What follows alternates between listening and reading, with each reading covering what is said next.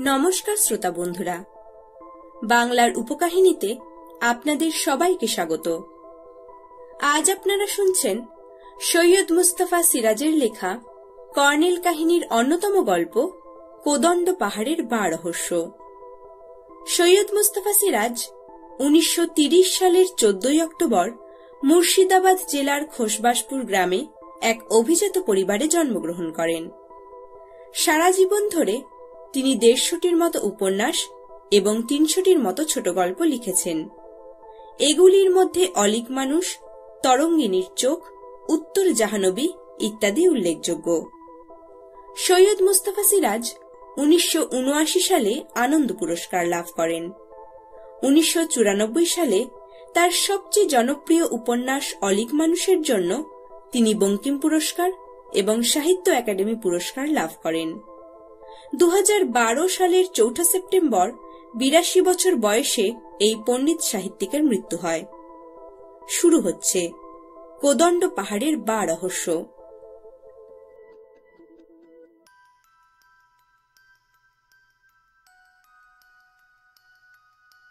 হাতিয়াগড় বনবাংলো চৌকিদার ঘণ্টারাম সাবধান করে দিয়েছিল, সম্প্রতি তল্লাটে একটা মানুষ খেকো বাঘের খুব উপদ্রব।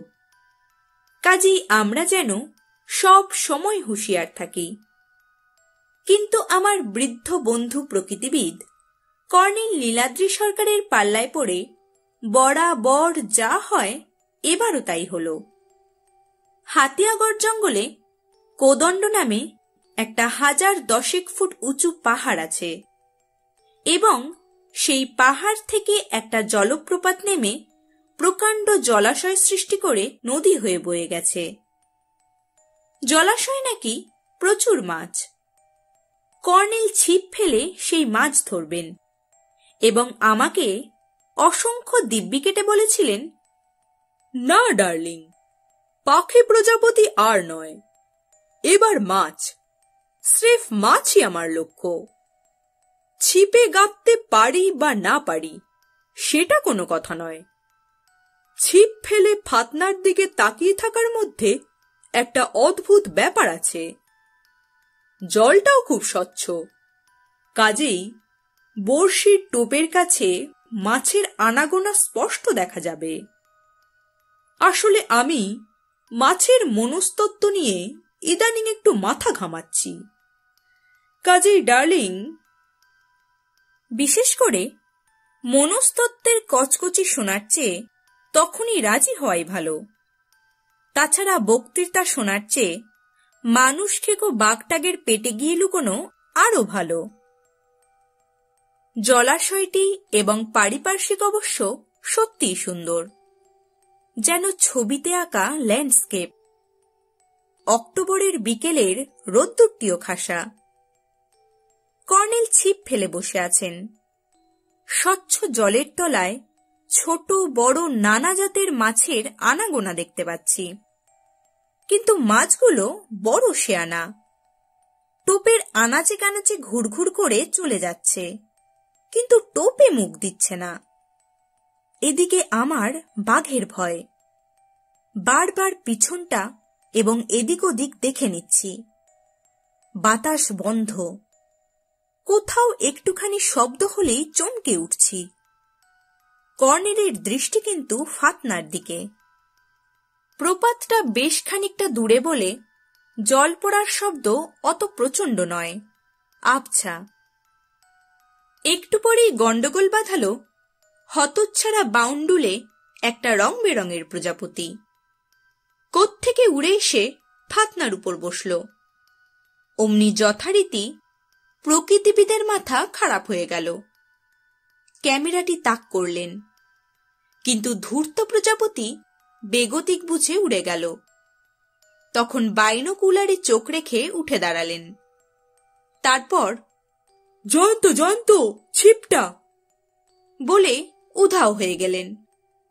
আমি ডাকতে গিয়ে চুপ করলুম। রাগে ক্ষোভে মুখ দিয়ে কথাই বেরোল না। একেই বলে স্বভাব যায় না মূলে। কিন্তু কর্নেলের অন্তর্ধানের সঙ্গে সঙ্গে মানুষ খেকো বাঘটার আতঙ্ক এসে আমাকে কাঠ করে ফেলল। এমনই কাঠ, সেই মুহূর্তে ছিপের হুইলে ঘর ঘর শব্দ হল এবং শেষে বড়শি গেলা শক্তিমান একটা মাছ হ্যাচকা টান দিল।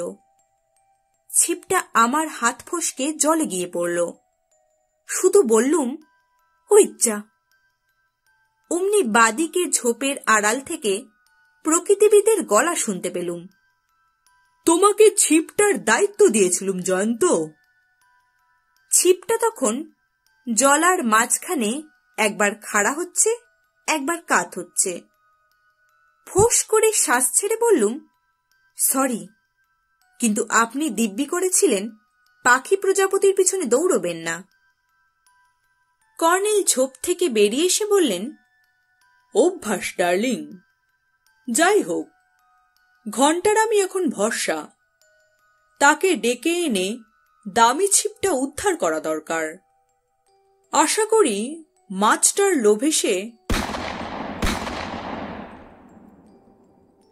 হঠাৎ কোথাও পরপর দুবার গুলির শব্দ শোনা গেল। কর্নেল থেমে গিয়ে কান খাড়া করে শুনলেন। ব্যস্তভাবে বললুম, কোনো শিকারী, নিশ্চয়ই মানুষ খেকো বাঘটাকে গুলি করল। কর্নেল বললেন, রাইফেলের গুলির শব্দ। এসো তো, ব্যাপারটা দেখা যাক। উনি পা বাড়ালে বললুম, জঙ্গলে কোথায় কোন শিকারী গুলি করল খুঁজে বের করবেন কিভাবে? কান জয়ন্ত, কান। কর্নেল নিজের একটা কান দেখালেন। দ্বিতীয় বিশ্বযুদ্ধের সময় বর্মার জঙ্গলে গেরিলা যুদ্ধের ট্রেনিং নিয়েছিলুম। কোন শব্দ কোন দিকে কত দূরে হলো সেটা আজ করতে পারি। চলে এসো। ঘন জঙ্গল আর পাথরের চাই ছড়ানো। যেতে যেতে প্রতি মুহূর্তে আশঙ্কা করছি, বাঘটা না মরে জখম হয়ে থাকলে দৈবাত তার সামনে গিয়ে পড়ি তো অবস্থা শোচনীয় হবে। তবে কর্নেল আমার আগে যাচ্ছেন সেটাই ভরসা। জখমি বাঘ তার উপরেই ঝাঁপ দেবে। ঝাঁপ দিলে আমি চাচা আপন প্রাণ বাঁচা করে পিটটান দেবই। কোনো মানে হয়? ক্রমশ জঙ্গল ঘন হচ্ছিল। একে তো বিকেল বেলা, তার উপর ঘন এবং উঁচু নিচু গাছের ছায়া আবছা আধার করে রেখেছে। কর্নেল হন্তদন্ত হয়ে হাঁটছেন। আমি বার হোঁচট খাচ্ছি। একখানে একটু খোলামেলা জায়গা, ঘাসে ঢাকা জমি। জমিটার মাঝখানে একটা প্রকাণ্ড পাথর। পাথরের নিচের ঘাসগুলো বেশ উঁচু। তার ভেতর কি একটা নড়াচড়া চোখে পড়ল। তখন কর্নেল দৌড়ে গেলেন, আমিও। গিয়ে দেখলুম এক ভয়ঙ্কর দৃশ্য। রক্তাক্ত দেহে একজন মানুষ পড়ে রয়েছে। পরনে আটোসাটো শিকারীর পোশাক, পায়ে হান্টিং জুতো। এক পাশে রাইফেলটা ছিটকে পড়ে আছে। ফালা ফালা পোশাক আর চাপ চাপ রক্ত। কর্নেল তার মুখের কাছে ঝুঁকে গেলে অতি কষ্টে বললেন,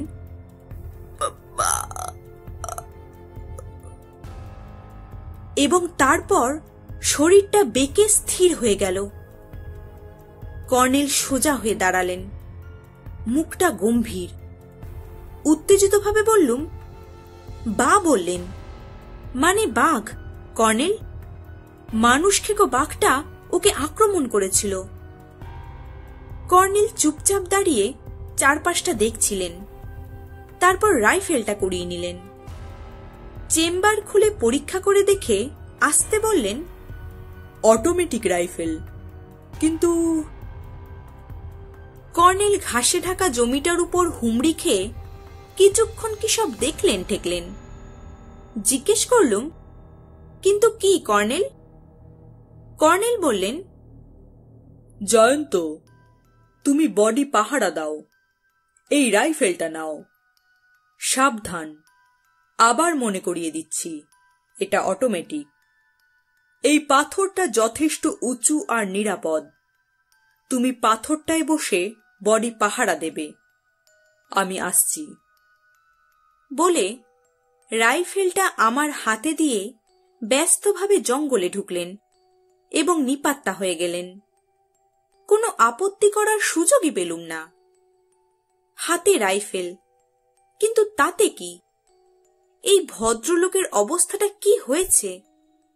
শিকারের বইয়ে পড়েছি মানুষ খেকো বাঘ অতিশয় ধূর্ত। সাবধানে উঁচু পাথরটার মাথায় চড়ে বসলুম। অদূরে পাহাড়টার কাঁধ ছুঁয়েছে সূর্য। রোদ্দুর ফিকে হয়ে আসছে। এতক্ষণে পাকপাকালির তুমুল কলরব শুরু হলো। কর্নেল কখন ফিরবেন কে জানে। কাছাকাছি জঙ্গলের ভেতর মানুষ খেকোটা কোথাও নিশ্চয়ই ওত পেতে আছে। শিকারটিকে কড়মড়িয়ে খেতে আসবে। তখন ধরা যাক গুলি করলুম, কিন্তু যদি ফসকে যায় গুলি, বাঘটা লাফ দিয়ে আমাকে। সর্বনাশ! দরদর করে ঘাম ঝরতে থাকলো। জীবনে এমন সাংঘাতিক অবস্থায় কখনো পড়িনি। পাথরটার সবচেয়ে উঁচু অংশে বসে আছি, তাই নিচের রক্তাক্ত মৃতদেহ চোখে পড়ছে না। পড়লে ওই ক্ষতবিক্ষত দেহ দেখে আরো ভয় পেতুম। কিন্তু কর্নেল আমাকে মরার পাহারায় বসিয়ে রেখে গেলেন কোথায়? বাংলো এখান থেকে অন্তত 1 কিলোমিটার দূরে। চৌকিদার ঘণ্টারামকে দিয়ে হাতিয়াগড় টাউনশিপে খবর পাঠাবেন কি? কার কাছে খবর পাঠাবেন? হয়তো থানায়। তাহলে এখানে কর্নেল এবং পুলিশ এসে পৌঁছতে সন্ধে গড়িয়ে যাবে। এদিকে সঙ্গে টর্চ নেই। এইসব দুর্ভাবনায় অস্থির হচ্ছি। এমন সময় সামনেকার জঙ্গল ফুঁড়ে 2 জন লোক বেরুলো। তারা হন্তদন্ত হয়ে এগিয়ে এলো আমার দিকে। একজন হিন্দিতে বলল, হায় রাম, বাবুজির বরাতে এই ছিল। তারপর রক্তাক্ত দেহটির দিকে ঝুঁকে কান্নাকাটি শুরু করলো। অন্যজন বলল, অত করে বারণ করলুম, বাবুজি শুনলেন না। হায় হায়, এ কি হলো? জিজ্ঞেস করলুম, আপনারা কোত্থেকে আসছেন? প্রথমজন চোখ মুছে বলল, হাতিয়াগড় থেকে বাবুজি। একজন বুড়ো সাহেব খবর দিলেন, আমাদের বাবুজি বাঘের পাল্লায় পড়ে মারা গেছেন। দ্বিতীয়জন বলল, দেরি করো না, হাত লাগাও। এখানে বডি পড়ে থাকলে মানুষ খেকো বাঘটা বডি খেতে আসবে। ওঠাও ওঠাও। প্রথমজন বলল, বাবুজির বন্দুক? বললুম, এই যে। রাইফেলটা আমার হাতে দেখা মাত্র সে হাত বাড়ালো। দিন স্যার, বাবুজির খুব শখের বন্দুক ওটা। এই সময় কাছাকাছি কোথাও জঙ্গলের ভিতর বাঘটা ডাকলো।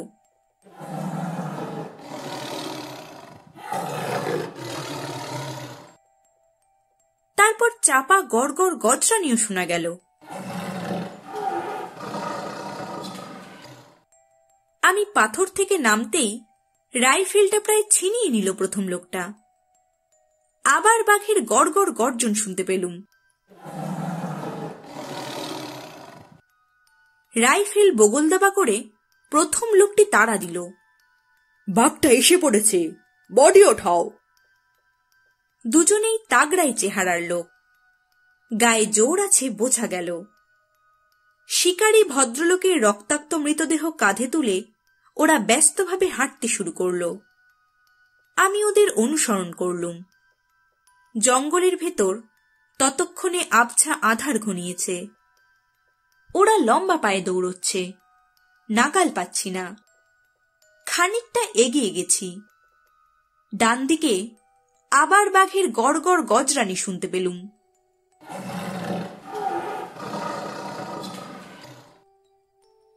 একখানে গাছপালার ফাঁক গলিয়ে একটু ফিকে আলো এসে পড়েছে।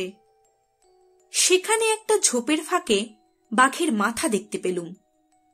অমনি আমার মাথা খারাপ হয়ে গেল। হ্যাঁ, মাথা খারাপই বটে, নইলে কি করে যে গাছে চড়ে বসলুম এর ব্যাখ্যা হয় না। গাছটা অবশ্য তত উঁচু নয় এবং কয়েকটা ডাল নিচুতে নাগালের মধ্যেই ছিল। যতটা উঁচুতে পারা যায় উঠে গেলুম। হাত ছড়ে গেল, জামাও একটু আধটু ফর্দাফাই হল। ডালে বসে নিচের দিকে লক্ষ্য রাখলুম বাঘটা মরা হাত ছাড়া হওয়ার আগে এবার আমাকেই খাওয়ার জন্য ফন্দি ফিকির করছে কিনা।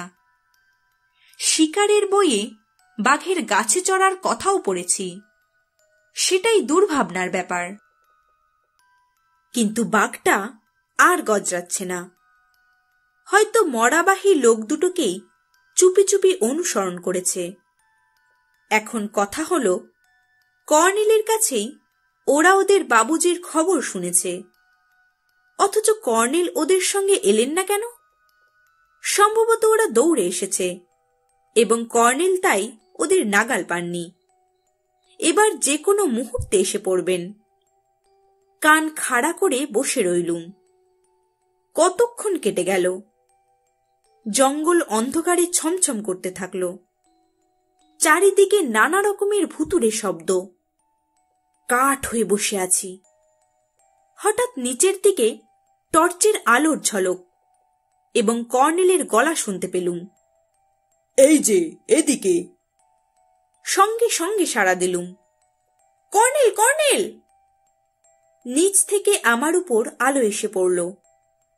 কর্নেল বললেন, তুমি গাছের ডগায় কি করছো জয়ন্ত? তারপর তার স্বভাবসিদ্ধ হাহা অট্টহাসি।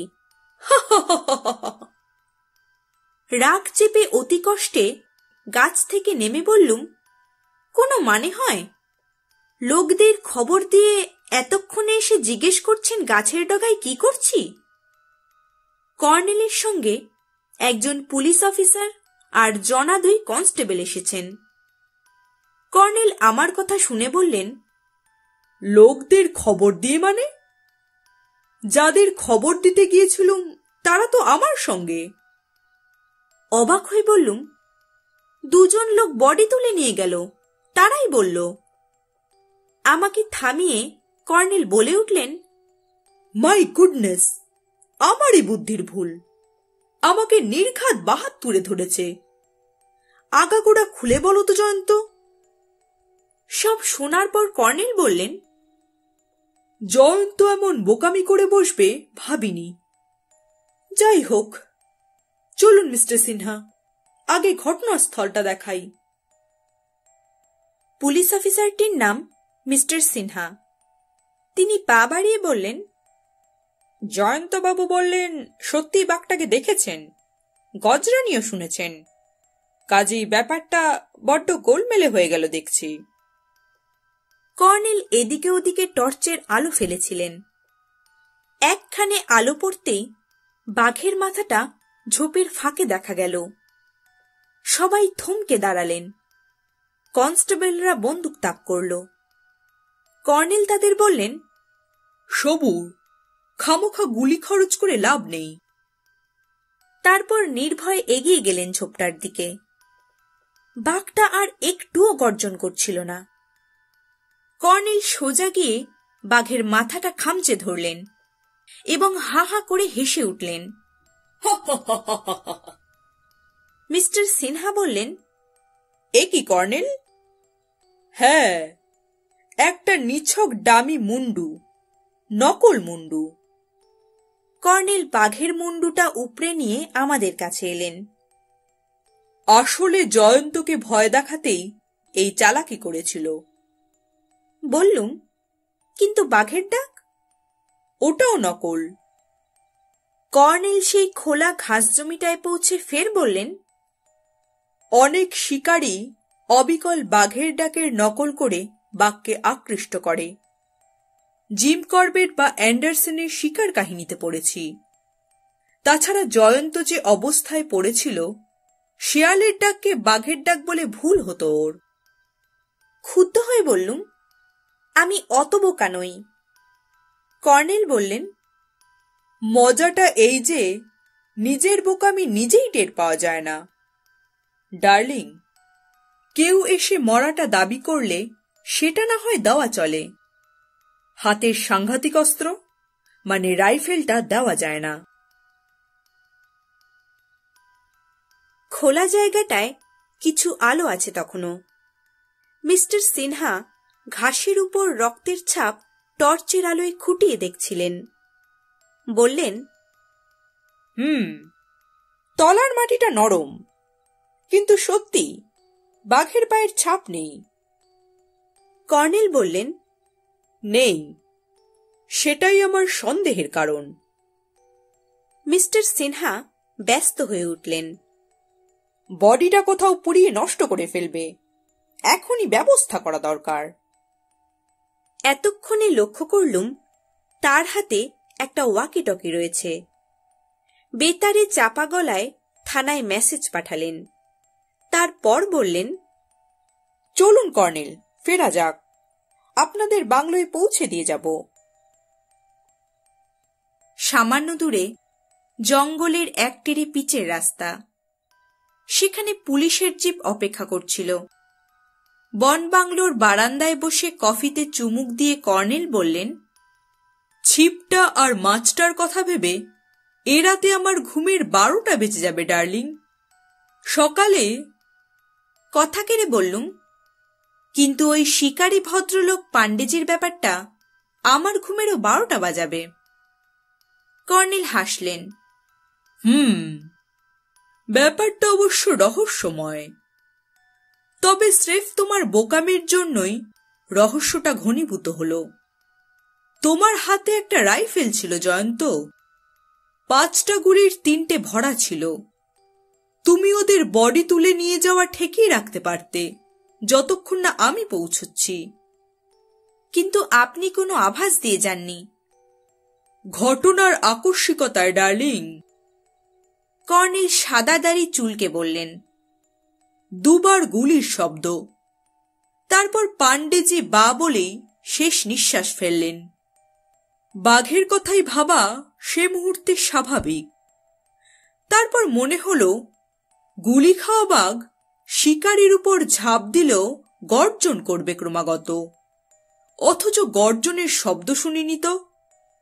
তখনই প্রথম সন্দেহ জাগল, এটা কোনো হত্যাকাণ্ড নয় তো।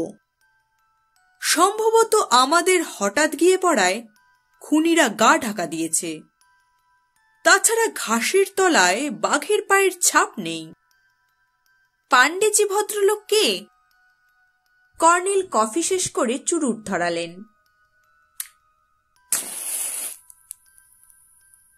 তারপর অভ্যাস মতো চোখ বুজে বললেন, শিবচরণ পাণ্ডে হাতিয়াগড়ের বনেদি বংশের মানুষ। শিকারে প্রচণ্ড নেশা ছিল। আমার একজন পুরনো বন্ধুও বলতে পারো ওকে। তারপর চোখ খুলে চাপাস্বরে বললেন, আসলে পাণ্ডেজির চিঠি পেয়েই এবার আমার এখানে আসা এবং প্রপাতের জলায় মাছ ধরতে যাওয়া। চমকে উঠে বললুম, কি চিঠি? গোয়েন্দা প্রবর জ্যাকেটের ভেতর পকেট থেকে একটা ভাঁজ করা চিঠি বের করে দিলেন। চিঠিটা পড়ে আরো অবাক হয়ে গেলুম। ইংরেজিতে লেখা চিঠিটার বাংলা করলে এই দাঁড়ায়, প্রিয় কর্নেল, সম্প্রতি হাতিয়াগড় এলাকায় একটা ধূর্ত মানুষখেকো বাঘের উপদ্রব দেখা দিয়েছে। মানুষখেকো বাঘ ধূর্ত হয়, কিন্তু এই বাঘটা এমনই ধূর্ত যে তার মানুষ মারার খবরই শুধু শুনি, কিন্তু মরার পাত্তা পাই না। খুব খুঁজে বেড়াচ্ছি, কিন্তু এটা কোনো ব্যাপার নয়। আসল ব্যাপারটা হলো, কোদণ্ড পাহাড়ের জলপ্রপাতের নিচে যে জলটা আছে, সেখানে বাঘটা জল খেতে আসবে ভেবে পরপর 3টে রাত ওত পেতেছিলুম। প্রতি রাতেই একটা অদ্ভুত জিনিস দেখছি। প্রপাতের দিকটাতে একটা উঁচু পাথর জল থেকে মাথা তুলেছে। সেটা দেখতে কাছিমের খোলের মতো। ওখানে হঠাৎ একটা আলো জ্বলে ওঠে। আলোটা কিছুক্ষণ নড়াচড়া করে, তারপর নিভে যায়। এখন কৃষ্ণপক্ষ চলছে। মাঝরাতে জ্যোৎস্নায় সব দেখতে পাই।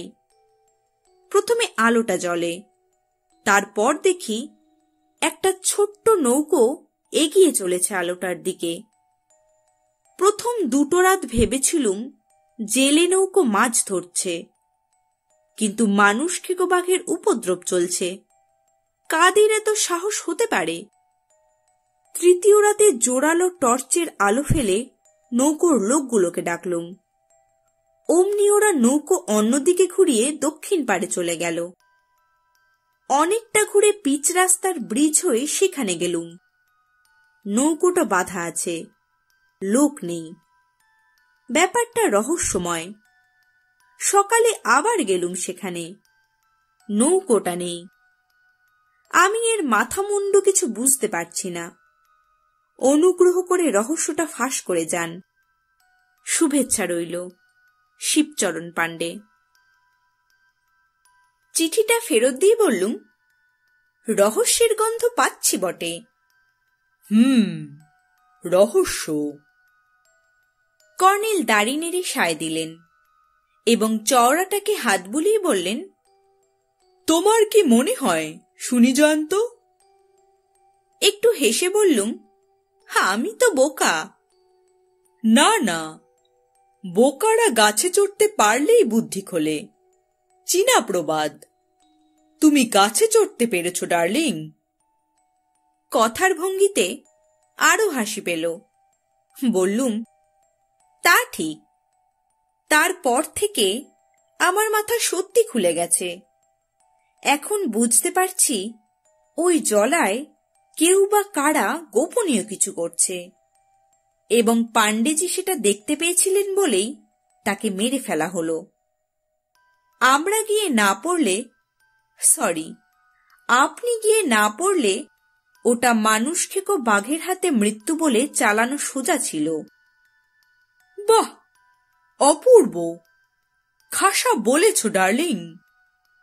বৃদ্ধ ঘুঘুর মুখ উজ্জ্বল হয়ে উঠল। প্রশংসায় খুশি হয়ে বললুম, মানুষ খেকো বাঘের ব্যাপারটাও রটনা বলে মনে হচ্ছে, যাতে জঙ্গলে লোকেরা না ঢোকে। কর্নেল সায় দিলেন, ঠিক ঠিক। বিশেষ করে ওই জলায় জেলেরা মাছ ধরতে যায়, তারাও বাঘের ভয়ে যাতায়াত বন্ধ করেছে। যাই হোক, সকাল ছাড়া আপাতত আর কিছু করার নেই। তবে সত্যি জয়ন্ত, আমার ছিপটাও খুব দামি, আর মাছটাও নিশ্চয়ই বড়। দেখা যাক, ঘন্টারা মাছটার লোভে আমার ছিপটা উদ্ধার করে দেয় নাকি। ঘন্টারাম, ঘন্টারাম, ইধার আও তুম। কর্নেল ঘন্টারামকে ডাকতে থাকলেন। ঘন্টারামের সাড়া পাওয়া গেল কিচেন থেকে। সে রাতের খাবার তৈরি করছিল। এই সময় হঠাৎ কর্নেল মুচকি হেসে চাপা গলায় বললেন, কিন্তু জয়ন্ত, তোমার থিওরিতে একটা খটকা থেকে যাচ্ছে। পাণ্ডেজির শেষ কথাটি বা, এই সম্পর্কে তোমার কি বক্তব্য? এবার একটু ঘাবড়ে গেলুম। বললুম, বা রহস্য সত্যিই গোলমেলে। ওকে যদি মানুষই হত্যা করে থাকে, বা মানে বাঘ বলতে চাইলেন কেন? বলেই ফের বুদ্ধি খুলে গেল। উত্তেজিতভাবে বললুম, হ্যাঁ, বুঝেছি।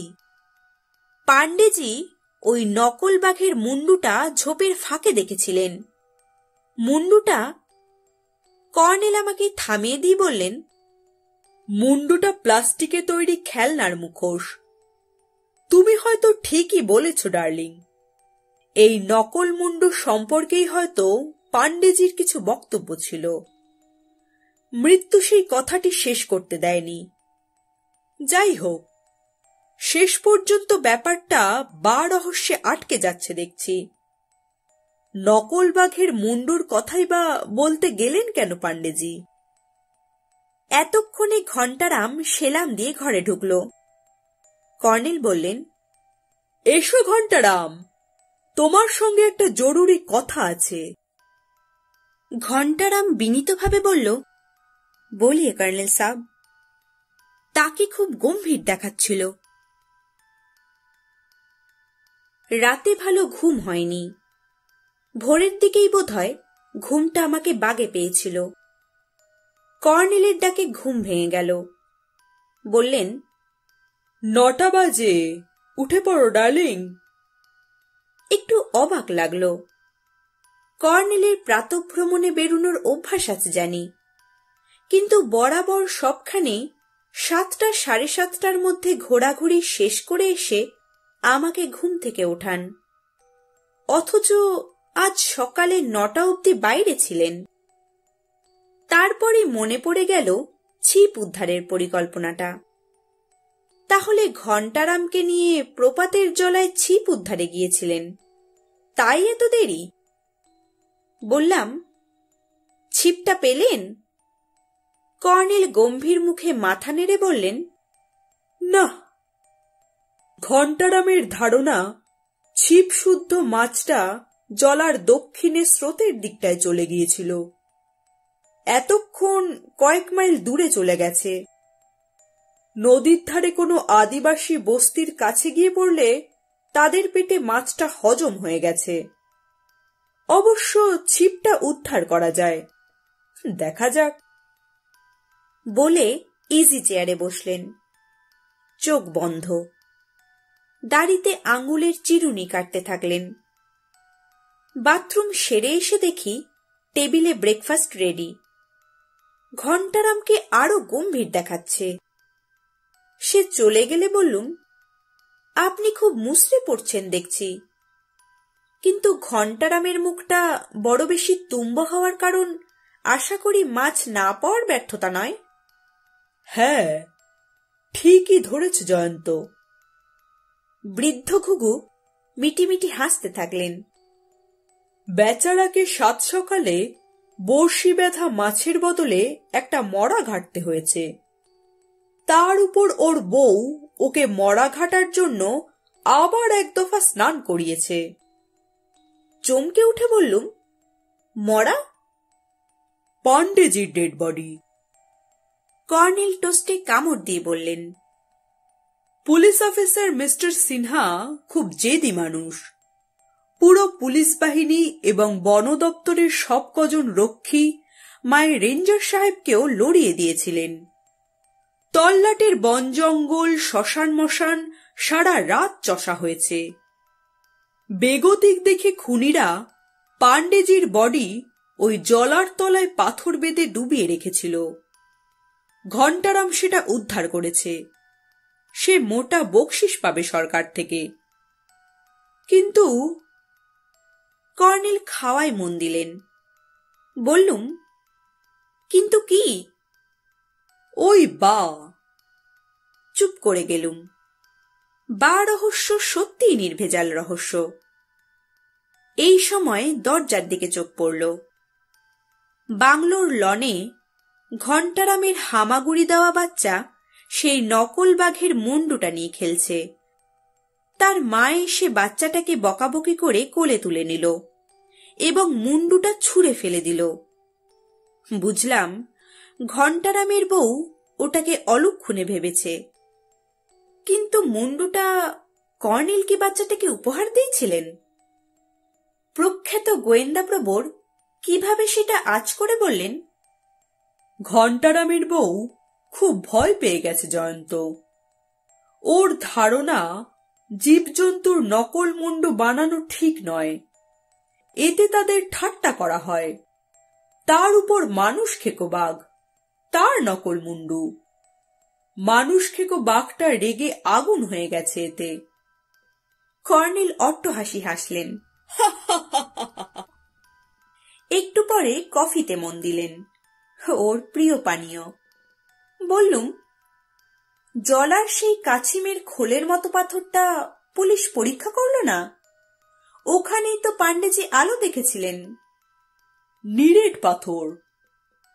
কর্নেল চুরুট চেলে ধোয়া উড়িয়ে বললেন, নৌকো নিয়ে ওখানে গিয়েছিলুম।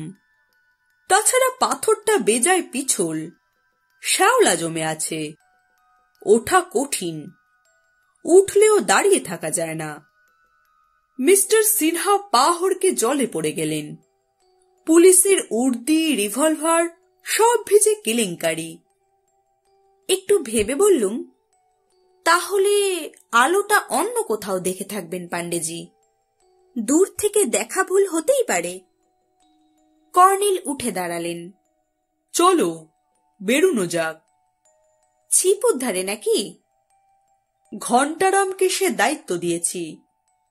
আমরা কোদণ্ড পাহাড়ে জলপ্রপাতের মাথায় উঠব ডার্লিং। একটু কষ্টকর, তবে তোমার তো মাউন্টেনিয়ারিং এর ট্রেনিং নেওয়া আছে। এসো, বেরিয়ে পড়ি। এই খেয়ালি বুড়োর পাল্লায় পড়ে অনেকবার ভুগেছি, কিন্তু সে কথা বলতে গেলেই উনি আমার মাথার ঘিলুর দিকে আঙ্গুল তুলবেন। সবই নাকি আমারই বোকামির ফল। কাজেই কথা না বাড়ানোই ভালো। তবে এবারকার কোদণ্ড পর্বতারোহণ মন্দ লাগছিল না। প্রপাতটা শুধু সুন্দর নয়, যেন একটা প্রাকৃতিক অর্কেস্ট্রাও। তাছাড়া দুধারে বৃক্ষলতা ও রং বেরঙের ফুলে সাজানো। ফুল থাকলে প্রজাপতি থাকবে এবং গাছ থাকলে পাখি। প্রকৃতিবিদ প্রপাতের মাথায় চড়তে চড়তে প্রচুর ছবি তুললেন। বাইনোকুলারে চোখ রেখে কতবার থেমে পড়লেন। আমি যখন মাথায় পৌঁছে গেছি, তখন উনি ফুট 20 নিচে একটা পাথরের চাতালে দাঁড়িয়ে ক্যামেরা তাক করেছেন। উপরে আসলে একটা নদী। নদীটা এখানে এসে নিচে ঝাঁপ দিয়ে প্রপাত সৃষ্টি করেছে। গনগনে রোদ্দুর, তাতে পাহাড়ে চড়ার পরিশ্রম। হাঁপ ধরে গেছে। একটা ঝাঁকড়া গাছের ছায়ায় গিয়ে দাঁড়ালুম, যেখানে পাথর মাটি মিশে আছে। ঘন জঙ্গল। দূরে উত্তরে বনবাংলোটি দেখা যাচ্ছিল। ক্লান্তভাবে গাছের নিচে পাথরটাতে বসেছি। অমনি পেছন ঝোপে মচমচ শব্দ হলো। ঘুরে দেখার সঙ্গে সঙ্গে দুটো লোক বাঘের মতো আমার উপর এসে পড়ল এবং মুখে টেপ সেটে দিল। চেঁচানোর সুযোগই পেলুম না। কাল বিকেলে দেখা সেই লোক দুটোই বটে। একজন একটা ছুরি গলায় ঠেকিয়েছিল, কাজেই হাত পা নাড়ানো বা ধস্তাধস্তির উপায় নেই, গলায় ছুরি ঢুকে যাবে। তারপর আমার চোখে রুমাল পড়ল এবং টের পেলুম আমি ওদের কাঁধে। কাল বিকেলে পাণ্ডেজির মরা যেভাবে বয়ে নিয়ে যাচ্ছিল, সেভাবেই আমাকেও নিয়ে চলল ওরা।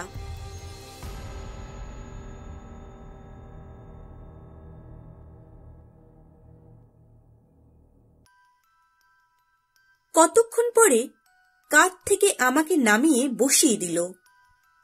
তারপর চোখ থেকে রুমাল খুলে নিল।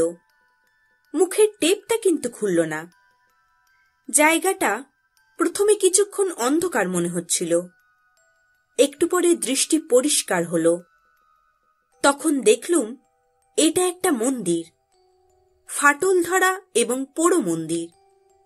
দেওয়াল ফুঁড়ে শেকড় বাকড় বেরিয়েছে। সামনে বেদির উপর শিবলিঙ্গ। বেদির একপাশে একজন গাবদা গোবদা সন্ডামার্কা চেহারার লোক পা ঝুলিয়ে বসে আছে। পেল্লায় গোফ, কুতকুতে চোখে ক্রূর হাসি। সে খৈনি ডলছিল। খৈনিটা 2 সাঙ্গাতকে বিলি করে বাকিটুকু নিজের মুখে ঢোকালো। তারপর হিন্দিতে বলল, টেপ খুলে দে, কথা বের করি। হ্যাঁচকাটানে আমার মুখের টেপ খুলল একজন। যন্ত্রণায় আহ করে উঠলুম। বেদির লোকটা বলল, এই ছোট টিকটিকি, পান্ডে ব্যাটার ছেলে মরার সময় কি বলেছে? ভয় ভয় বললুম, বা। চুপ বলে সে পাশ থেকে একটা জিনিস তুলে দেখালো।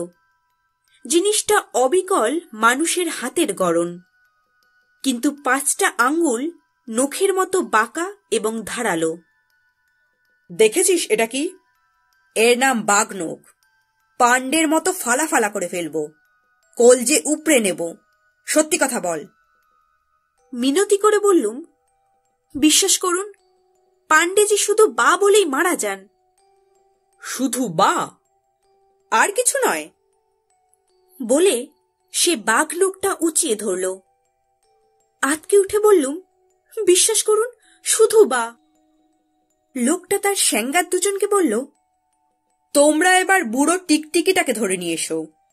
বেগরবাই করলে ছুঁড়ে প্রপাতের তলায় ফেলে দেবে। ওরা তখনই বেরিয়ে গেল। কর্নেলের জন্য আতকে কাঠ হয়ে রইলুম। চোখে বাইনোকুলার রাখলে ওর আর কোনো দিকে মন থাকে না, সেটাই ভাববার কথা। লোকটা বলল, এই উল্লুক, বা মানে কি বুঝেছিস? আগে বা মানে বাঘ। আর ওই দাড়িওয়ালা বুড়ো কি বুঝেছে? সেটা ওর মুখেই শুনবেন, আমাকে তো উনি খুলে কিছু বলেননি। লোকটা উঠে দাঁড়ালো, বলল, বড্ড দেরি করছে। হলোটা কি? একটা 72 বুড়োকে ধরে আনতে এতক্ষণ লাগছে? বলে সে মন্দিরের দরজার কাছে গেল। তারপর আপন মনে গজগজ করতে থাকল, এই সুযোগ ছাড়া ঠিক হবে না, গায়ের জোরে ওর সঙ্গে এটে ওঠা যাবে না। তাই নিঃশব্দে হাত বাড়িয়ে বেদি থেকে বাঘনোকটা তুলে নিলাম। কিন্তু লোকটা কিভাবে যেন টের পেয়ে ঘুরে দাঁড়ালো। তারপর আমার হাতে ওটা দেখেই পকেট থেকে ছুরি বের করল। আমার হাতে বাঘনোক, ওর হাতে ছুরি। পরস্পর পরস্পরকে তাক করছি এবং দুজনের মুখ থেকেই হুমহাম গর্জন বেরুচ্ছে। দুজনে বেদি চক্কর দিচ্ছি, আমি মরিয়া, সেও মরিয়া। হঠাৎ সেই সময় শিবলিঙ্গটা নড়তে শুরু করল। তারপর এক পাশে কাত হয়ে পড়ল এবং আমাদের দুজনকেই হকচকিয়ে দিয়ে একটা মুন্ডু বেরুল। মুন্ডুটিতে টুপি এবং সাদা দাড়ি। সেটি প্রখ্যাত ঘুঘুবুড়ো কর্নেল নীলাদ্রি সরকারের। নাকি স্বপ্ন দেখছি? স্বপ্ন নয়। এক লাফে কর্নেল বেদি ফুঁড়ে বেরিয়ে রিভলভার তাক করলেন লোকটার দিকে। সে ছুরি ফেলে দিয়ে দুহাত উপরে ওঠালো এবং দেওয়ালে সেটে গেল। কর্নেল অট্টহাসি হাসলেন। মন্দিরের ভেতর যেন বাজ পড়ার শব্দ। বললেন, কি বাবুরাম, কেমন জব্দ? সাবাস জয়ন্ত, ব্রাভো, এই তো চাই। বাইরে ধূপধাপ শব্দ শোনা গেল। পুলিশ অফিসার মিস্টার সিনহাকে আসতে দেখলুম, সঙ্গে কয়েকজন কনস্টেবল। তারা এই বাবুরামের দুই স্যাঙ্গাতের হাতে দড়ি এবং সেই দড়ি কোমরেও পরিয়ে টেনে আনছে, যেন এই শিব মন্দিরে জোড়া পাঠা বলির জন্য আনা হচ্ছে। কর্নেল ডাকলেন, ভেতরে আসুন মিস্টার সিনহা, স্বয়ং বাবাজি ধরা পড়েছে। মিস্টার সিনহা ঢুকেই দৃশ্যটা দেখে একচোট হাসলেন। দুজন কনস্টেবল বাবুরামের হাতে হাত করা এঁটে দিল। মিস্টার সিনহা এবার ওল্টানো শিবলিঙ্গ দেখে অবাক হয়ে বললেন, এ কি? কর্নেল বললেন, ওখান দিয়ে আমার আবির্ভাব ঘটেছে। একটু দেরি হলেই রক্তারক্তি হয়ে যেত। আসলে ওটা একটা সুড়ঙ্গ পথ। মিস্টার সিনহা উকি মেরে দেখে বললেন, কি আশ্চর্য। কর্নেল বললেন, প্রপাতের একধারে দাঁড়িয়ে পাথরের আড়ালে একটা ফোকর আবিষ্কার করেছিলুম। ঢুকে দেখি এটাই সেই সুড়ঙ্গ পথ। ধাপে ধাপে কোদণ্ডদেবের মন্দিরে এসে উঠেছে। হ্যাঁ, আসল কথাটা বলা দরকার। ঘণ্টারামি বলেছিল এই মন্দিরের তলায় নাকি একটা সুড়ঙ্গ পথ আছে। সেখানে তার মাস্তুতো ভাই দাগি ফেরারি আসামি এই বাবুরাম লুকিয়ে থাকে বলে তার ধারণা। ঘণ্টারাম খুব নীতিবাগীশ লোক। তাকে সরকার থেকে পুরস্কার পাইয়ে দেবেন মিস্টার সিনহা। তবে আপনার সাহায্যের জন্য ধন্যবাদ। কথা মতো আপনি দলবল নিয়ে এখানে না এসে পড়লে জয়ন্ত বেচারাও। রেগেমেগে বললুম, বাঘনখ দিয়ে বাবুরামকেও বা বলিয়ে ছাড়তুম। কর্নেল হাসলেন। খুনের দায় পড়তে ডার্লিং। যাই হোক, মিস্টার সিনহা, মন্দিরের তলায় একটা কুঠুরিতে পান্ডেজির রাইফেল আর প্রচুর ডাকাতির মাল মজুত রয়েছে। আসামিদের থানায় পাঠিয়ে দিন, আর আপনার হাতের ওয়াকিটকিতে মেসেজ পাঠান, জিনিসগুলো উদ্ধার করা দরকার। বলে আমার হাত থেকে বাঘনখটি নিয়ে কর্নেল মিস্টার সিনহাকে দিলেন এবং আমার কাঁধে হাত রেখে বললেন, চলো ডার্লিং, খুব ধকল গেছে তোমার, বাংলোয় ফেরা যাক।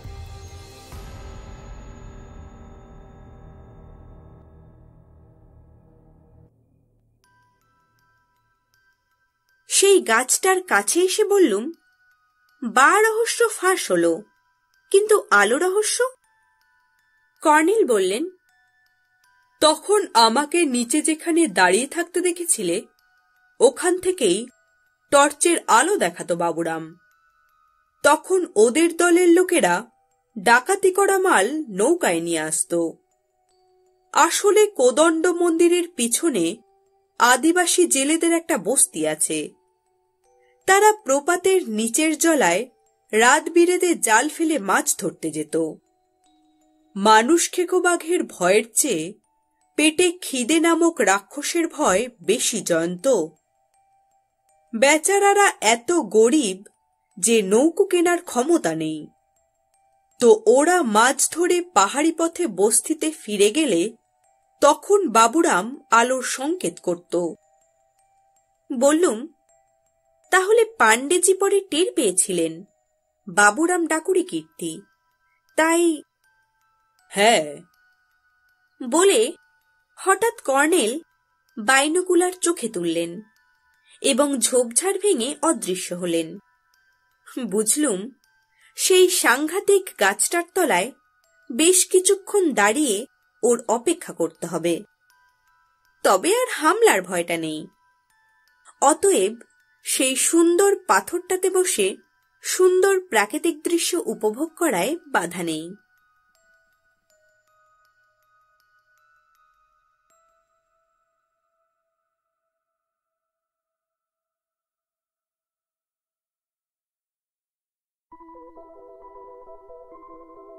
এতক্ষণ বাংলার উপকাহিনীতে আপনারা শুনছিলেন সৈয়দ মুস্তফা সিরাজের লেখা কর্নেল কাহিনীর অন্যতম গল্প কোদণ্ড পাহাড়ের বা রহস্য। আশা করি আমার প্রচেষ্টা আপনাদের ভালো লেগেছে। এরকম আরো সুন্দর সুন্দর গল্প শুনতে বাংলার উপকাহিনী এই চ্যানেলটিকে লাইক, শেয়ার এবং সাবস্ক্রাইব করুন। সবাই ভালো থাকবেন, সুস্থ থাকবেন। নমস্কার।